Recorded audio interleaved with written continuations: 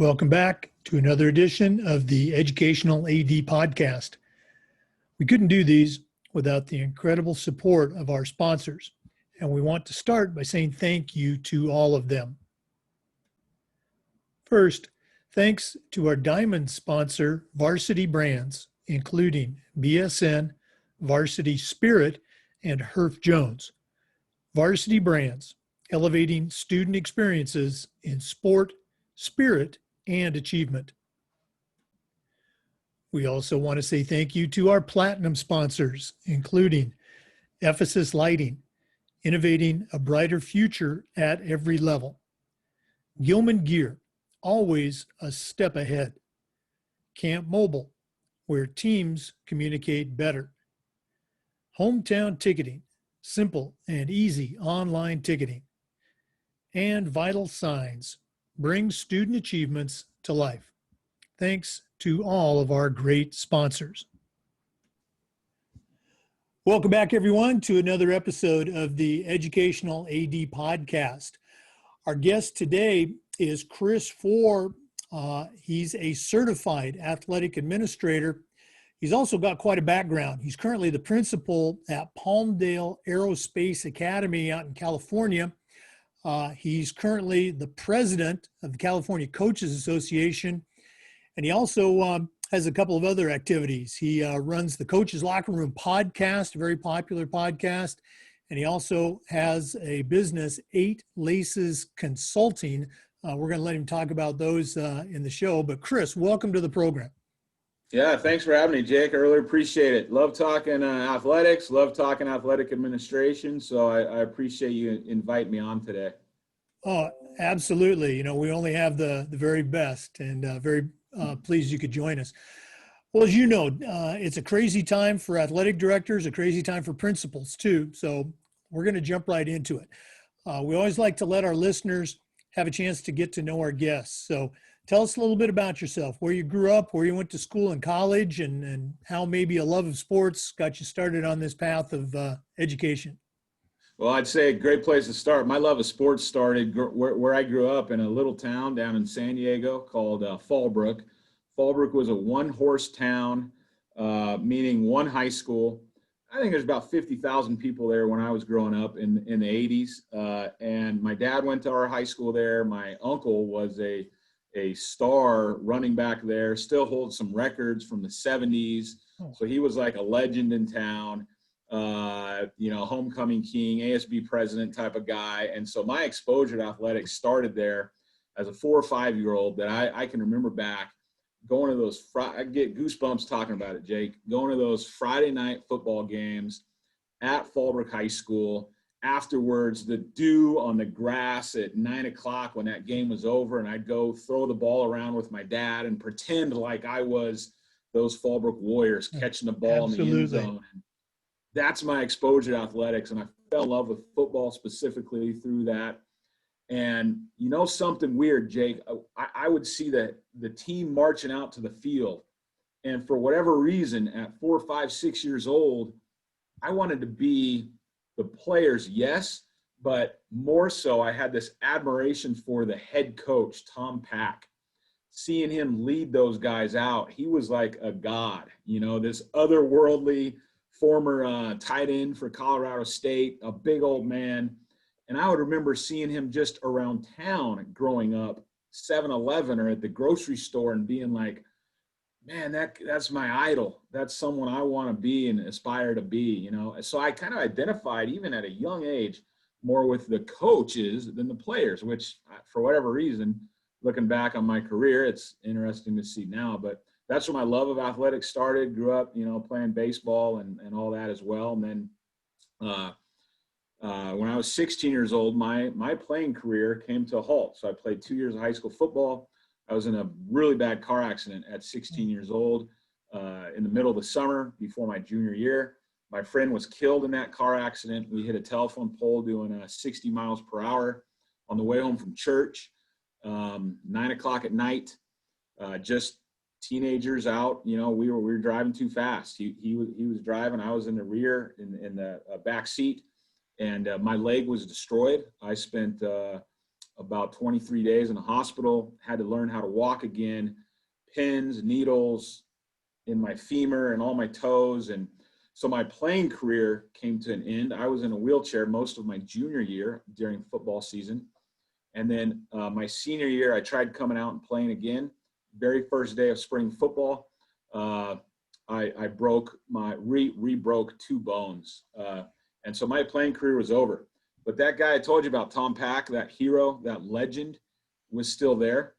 And he got me involved and said, hey, why don't you coach the freshman team? And my freshman coaches asked me if I'd come down and just help out a little bit. And I fell in love as a 17, 18-year-old kid, fell in love with coaching my senior year of high school. And then that, kind of brings me to where I am today, being a principal.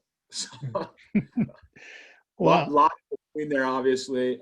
Coached high school football for 17 years, a year of junior college football. Again, kind of wanted to be an athletic director. I spent time in Coach Pack's office as a junior in high school in that wheelchair, in my athletic director's office one period a day as a teacher's assistant. And I said, man, this guy gets paid to do this. I want to do this, And then I got into teaching 2001. And then that transitioned into something I knew I always wanted to do, was become an athletic administrator. And, eventually moved up through the ranks and became a head football coach for 8 years and served as an athletic director for 6 years. And then an athletic administrator, being here in California, administrator who oversees athletics the last 2 years, and then now first year here as a principal. Mm-hmm. Wow, what a story. I knew a little bit of it, but very cool to hear you fill in those stories. I mean, gosh, and you're taking me back. I remember, vividly, like it's right now in 4th grade, my buddies and I, Friday night, we'd go hang out just outside the locker room of the high school to see the guys come charging out. And I remember saying, gosh, am I ever going to be that big? Am I ever going to be able to play high school football? So great memories. Again, for our listeners, Chris is truly a Renaissance man. He has done it all.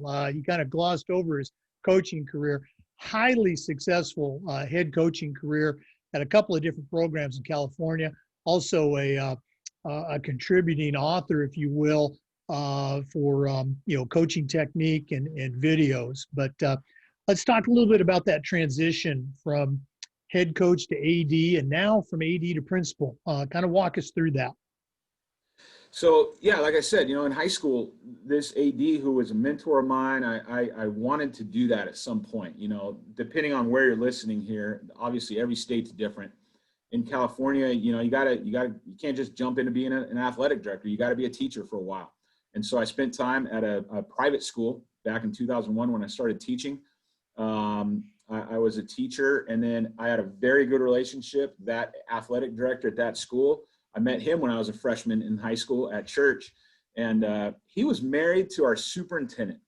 And so I knew I'm never going to be able to be the athletic director at this school. I mean, he was one of these career athletic directors, tremendous man, tremendous mentor to me, has since passed away to cancer, unfortunately, but I knew at some point here, I'm going to have to make a transition from this school to go be an athletic director. And I loved the school, Linfield Christian School here in Southern California. But I was 2 years as an assistant varsity coach, and I became a head coach there at 27 years old. And then after 3 years there as a head coach, I kind of had that talk with Scott one day, the athletic director, and I said, dude, I want to be a full-time AD. I don't enjoy teaching. I like it. I love working with kids. I'm not a classroom guy, like sitting in a classroom for, 6-7 hours a day. I don't want to do this the rest of my life. And so at 32 years old, I said, what's your advice, Scott? Because I don't think you're going anywhere anytime soon. And he said, yeah, I mean, he really tried talking me into staying there as the head football coach and teacher and all that. But I really wanted to be an AD. So I went on that journey, and it led me to a new school over in Orange County, Capistrano Valley Christian School. Where I ended up getting my first athletic director job, athletic director, head football coach. And it was there that I first started going to the athletic director conferences at our state level. And then I found out about NIAAA. And I've always been a big believer in professional growth. And so I started, the courses and to become certified as an athletic administrator. I think that's very, very important. And so I spent some time there, and then worked as an athletic director for a couple of years at a charter school. I enjoyed my time in the private sector, but I also knew that it doesn't pay as much as the public sector, at least the private sector I was in, the smaller school arena. And I also knew, long-term wise, I really want to be an athletic administrator or become an assistant principal at a large public school. That was kind of what I always had in the back of my mind. And, a lot of reasons: benefits are better, the retirement's better, all those things. And so I went back to school at 37 years old to get my credential for the first time. And then so I kind of had to go backwards, had to go back to that classroom again in the public sector.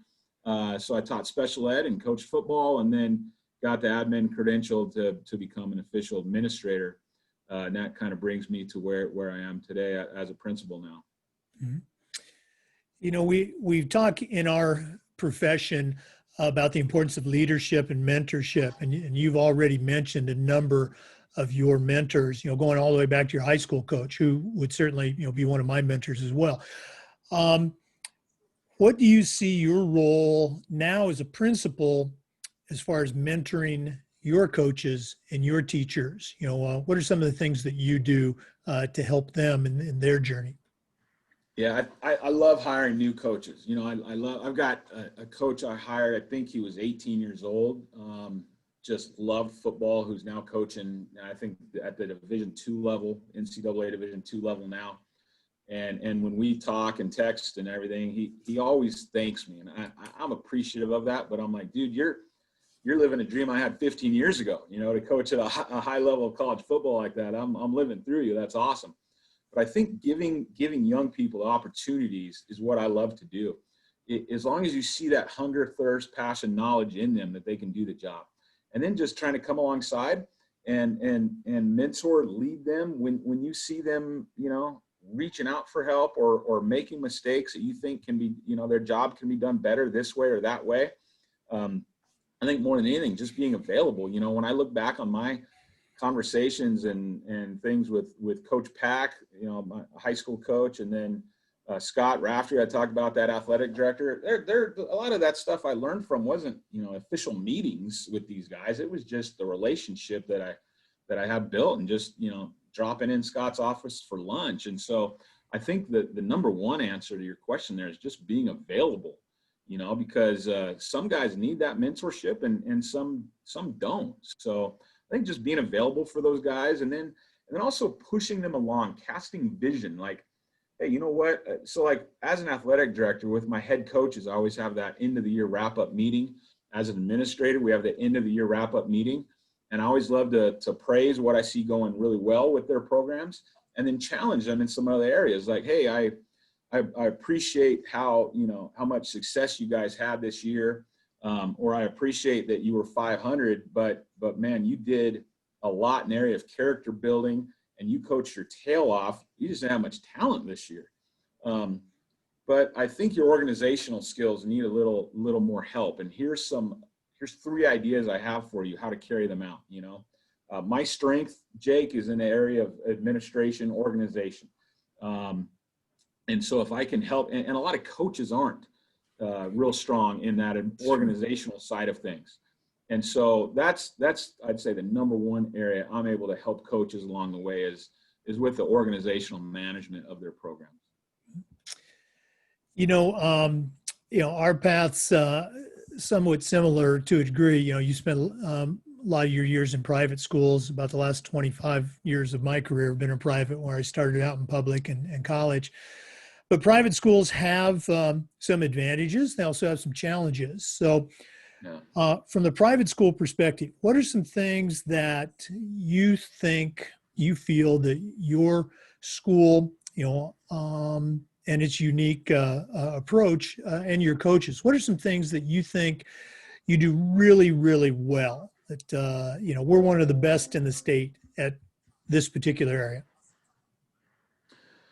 So are you talking about where I am now, or the private schools I was at in the past? Well, I would say let's start now, and then if there is another school, let's talk about that success too. Yeah, yeah. I mean, I'd say right now, our athletics here, we're in, I think this is my first year. So I just started July 1st here as the principal. Our athletics are a work in progress. They've been around, I think they started about 4 years ago. It's interesting being a longtime career football guy. We do not have football at my high school here. And a lot of people are like, why the heck are you going there? But we'll see if we start one, start a program sometime here or not. Our school is it's a STEM school: science, technology, engineering, and math. Very STEM focused. So that's what we do well here. Is really our STEM. It's a STEM charter school of about 1,000 high school kids and then about 700 middle school kids, 6th, 7th, and 8th. So we're a 6th to 12th grade school. And to be honest with you, that's what we do the best, is the STEM education that we give our students. And athletics has a little ways to go. They have won a few championships over the last 3 or 4 years here, in boys volleyball specifically is a pretty good program. We're unique. We're a charter school. Most of the schools in our league are private schools, and then I think 1 or 2 public schools in our league here. So we're competing against some pretty good schools that are heavily invested in athletics in that private side. As principal, I'm going to guess you value a great teacher who can also bring something else to the table. Sometimes that's coaching, sometimes that's running a club. What's your percentage right now, ballpark, of coaches who are also teachers in the school? Yeah, we have got a tremendous teaching staff. We've got about 70 teachers here, highly invested in our kids. The number of, I don't know exactly across the board, because again, we've got 6th to 12th grade athletics. I've got an assistant principal who oversees athletics, and to be honest with you, I should know. I don't know exactly how many head coaches we have as teachers. I would guess we've got 7 or 8. About 10% of our teachers, I think, are coaches on campus. And then a bunch of them are also assistant coaches, campus supervisors, instructional aides who are head coaches and assistant coaches. I would say a good 80% of our teachers do something outside the classroom in terms of extracurricular. It might be running the yearbook club. I had a meeting with those guys this morning. Robotics, we've got 8 or 9. We've got a very strong robotics program here. We've got 8 or 9 teachers doing robotics. So we've got a high majority of our teachers that are involved outside the classroom. It is so important, Jake. You nailed it. When we hire, we want to hire people who can bring something else to the table. But as a principal, as an administrator, we're always going to make sure you're a dynamite teacher first. I'm not going to it's interesting. I'm reading a book right now about Barry Bonds by Jeff Pearlman. And there was a chapter in there that was really intriguing.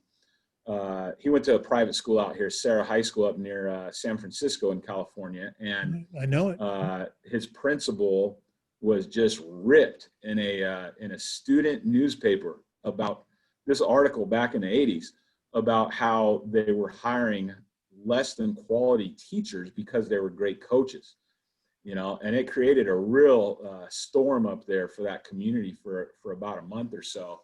Principal called the kid in and ripped him up for writing that article, which I don't believe in at all. There, you have to allow the kids to express their opinion, but it really made me question hiring practices as an administrator.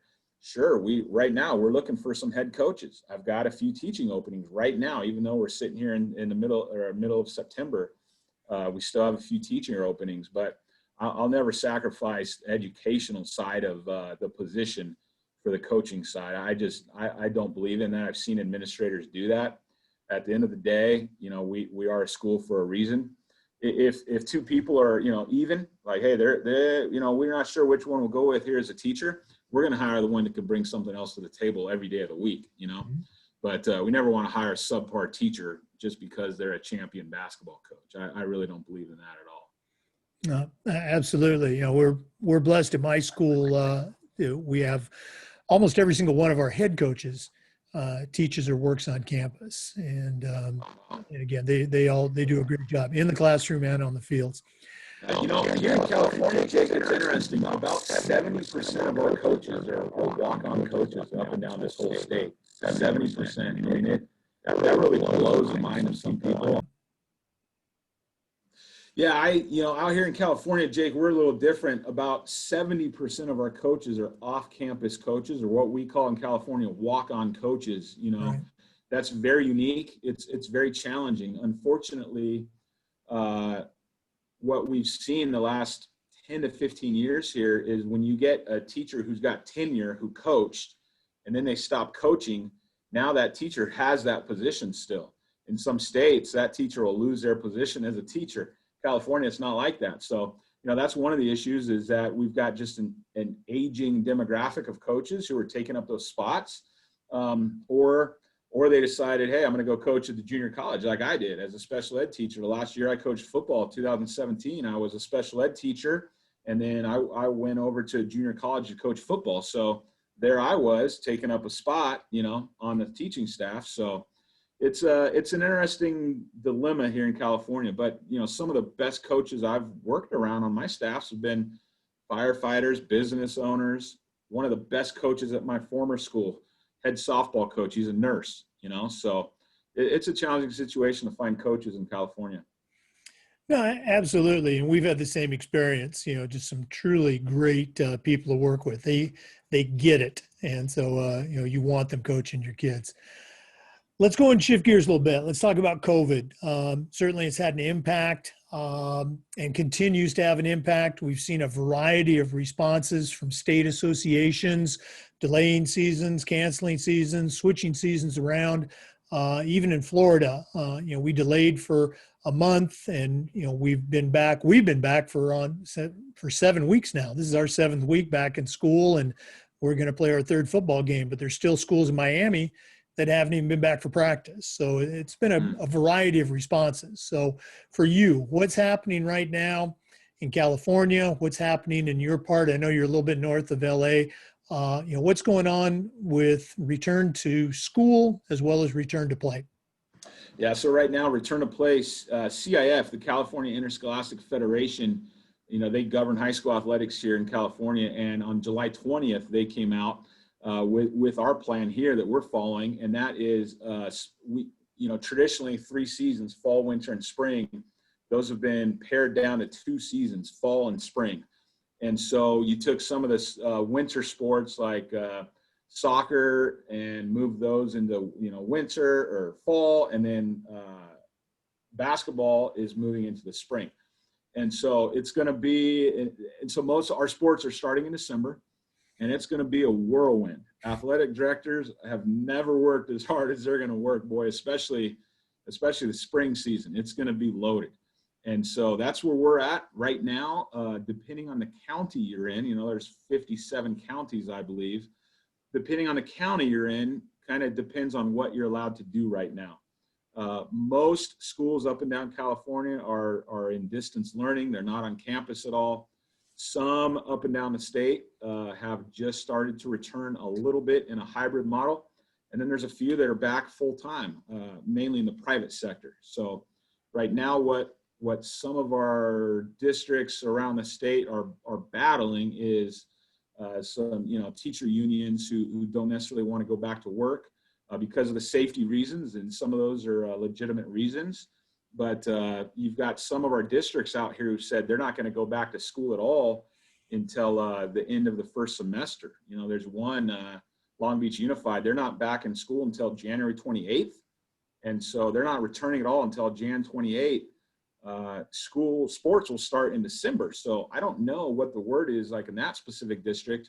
If they don't have teachers and students on campus until January 28th, are they going to allow their kids to start sports and competitions in December? I don't know. But it is all over the map here with as many schools as we have, as many counties. I'm in LA County, which has been the hardest hit with COVID-19. And so right now we're allowed to start in pods.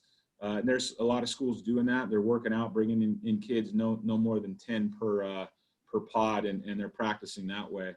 And then some schools just, they don't have permission at all from their districts to get going yet. So but we're a couple months out, sitting here in September. We'll be starting sports in December.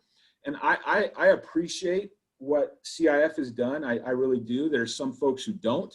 They see all these states playing right now and they want CIF to change everything. But what we're also seeing in some of these states, now they're having to cancel some games because of outbreaks. So I like what CIF has done. I think we err on the side of caution here for the health of everybody. Our rates are coming down in California, and so that's a good thing. As soon as we open up, we're going to see outbreaks. It's just going to happen. And so we're going to have to learn how to manage those when they come. But the further we can delay out that return and let this virus die, I think, the better we are. So in my opinion, I think some states have pushed back too quickly, and I'm all about getting kids back to life. Definitely. I got 3 kids of my own at home. They want to be back. At the flip side, I think coming back too quick and then having to, postpone and cancel creates a little bit of a headache too. No, absolutely. And again, we mentioned there's been a variety of responses around the state, and we've seen the colleges. The colleges were all saying, "Hey, our kids are safe, and we're contained." And we've had games canceled at the national level for colleges because of outbreaks. So good luck, with you and the rest of the state as this progresses. Jake, let me tell you this little story about our governor here, and be honest with you, a lot of challenges here with our governor, but in our state handbook for collegiate athletics, it literally says you cannot have more than 12 student athletes in a pod together, okay? So the Pac-12 was saying, hey, UCLA, USC, all these schools, we can't play football. And then student athletes put a lot of pressure on the governor and on the state here. And then last week he came out and said, I never said you can't play football.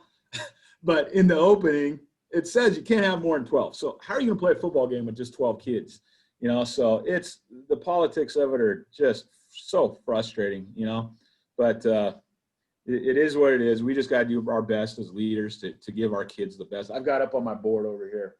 We want to be the best we can with what we can, and that's helping to drive me and helping to make these decisions for our kids. Control what you can control. Okay? Yep. Cool.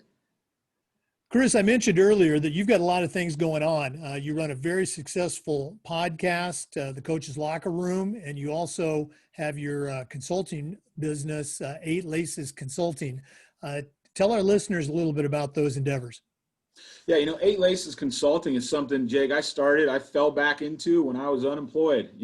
Some of those back in 2011 at that private school I was at, brand new superintendent came in, wanted to make a change, brought in his own head football coach. And so at 35 years old, I'm out of a job for the first time in my life, married, 2 kids, a bun in the oven, got a 3rd one coming.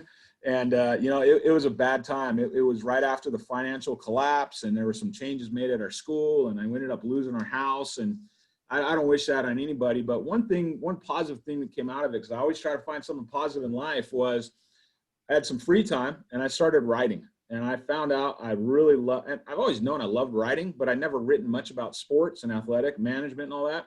So I just started writing. I started a website just to market myself, trying to get a new job. And I said, I'm going to put 10 pages up on my website, coachfore.org, COACHFORE.org. That's now grown to 500 articles I have on there. And then I got on Twitter at the same time, social media for the first time in 2011. I would just tweet out some articles I was writing. And I found out that, we talked earlier about mentorship and some coaches who need that help and assistance. And I found out I had something to give that I'd never really known, And so I started writing about my job search career at that time. I started writing about just documents that I'd put together, and hey, coaches, if you can use this, check this out. If you could use this, check this out. And I found there was a lot of thirst for that information. And then I took all these documents from 8 years of being a head coach. I put all those in one manual, and I said, I wonder if anybody would ever pay for this thing. And so I put it as just a thumb drive on my website because I had so many requests for a lot of information. And then I'm like, dang, people were paying me $15 for all this info that I already had. And so my gears just started turning. And then I've specialized in the shield punt, been using that since 2001. Before that became cool. I wrote a book on the shield punt. And so I just started building these resources on my website, 8laces.org, EIGHTLACES.org. I love the job search process, resume building. I started kind of writing some stuff about that. Again, found out there was a big need out there because coach. Gotcha. Hey, we had a little internet glitch, but we're back. Go ahead, Chris. Yeah, I'm not sure where we left off exactly, but I started writing just all these articles and sharing them, and found a lot of coaches were interested in them. And then I started a separate business webpage, 8laces.org, EIGHTLACES.org, where I've got, a bunch of products, books, videos that I've done and written. Most important, I'd say the most active there is where I help coaches with their job search process. There's really not very many resources out there for coaches as they try to find a new job or market themselves, build their resume, their cover letter. I've got a lot of secrets that I use to help coaches. The number one mistake coaches make in putting together resumes is they make them just like a business resume. And that's not how you make a coaching resume. And so I've solved that problem for coaches. And I really enjoy being able to help and mentor coaches specifically to their job search, their resume, portfolio, that sort of thing. I just get a lot of joy. I got a message this morning on Twitter from a coach who's 2-0, started his year 2-0 as a head football coach. And he's like, man, if it wasn't for you, I never would have had this job. And I told him, hey, thanks for that. I appreciate it. But, all I did was help you with your resume. You've got a great career going, and congratulations on being 2-0. Well, I just saw today on Twitter, one of your posts, you had, I think there were 6 or 8 questions for a head coach interview. And a couple of those we had used, but the rest, I said, wow, those are good questions. We got to use those. So listeners, that's 8laces consulting, 8laces.org, correct? Okay. Yeah, you got it. Yep. Well, Chris, this has just been great getting to know you a little bit and visiting, but we're not done yet.